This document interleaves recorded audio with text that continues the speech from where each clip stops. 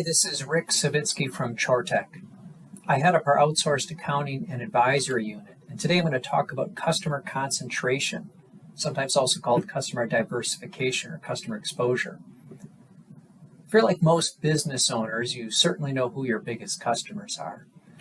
The question is, how often do you use current data to make an informed decision and measure the risk to your business, the risk of one of those customers not paying you for a period of time, or perhaps not paying you at all if they go bankrupt? How many eggs, in fact, do you have in one basket?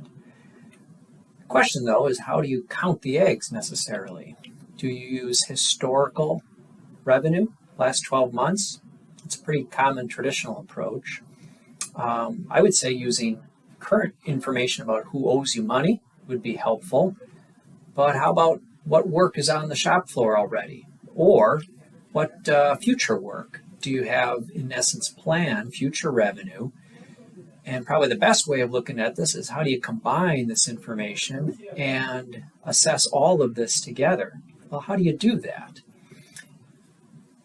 ChoreTech, we deploy Microsoft Power BI as a mechanism, a tool to help business owners combine information from many different places and then use that data to make informed decisions. Let me show you what I mean. I'm going to show you Power BI here.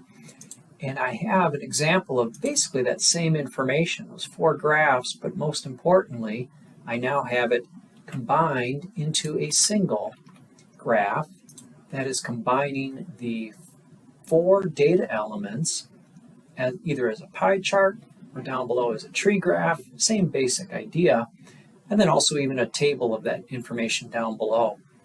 So that 4 pieces of information has been combined, and we can use some interesting tools to do some analysis of this. This looks pretty busy right now, but look what happens when we say we want to look at the top 50%. In this case, believe it or not, in this data set, we're looking at 5 customers that make up literally 50% of the total value of these 4 data elements.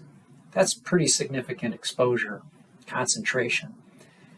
If we look at the top 80%, for example, approximately 80%, I can use this slider here, and now I'm looking at a larger set of the data, but our total count is still pretty small at 14 customers out of 235. That's about 6%. And so I can see here on these graphs, if I click any particular one, I'm able to easily see which one makes up the total. And the question is, well, that's an awful lot of eggs in a small number of customers. The tool can be very helpful, though, to look at maybe the smaller subset, the bottom 20% of value make up, in this case, 94% of the customers, the count of customers. Well, that's a huge opportunity to increase the sales revenue from these customers and make it a larger percentage of the overall pie, so to speak, as you move forward and progress into the future. And so Power BI is the tool that lets us pull data on a regular basis, combine it, that's what I was kind of showing you there, and then have that data up to date all the time. And I think what I showed is an example of something that you really can't do easily in Excel. And Power BI is really this interactive ability to combine that data and then take action on it.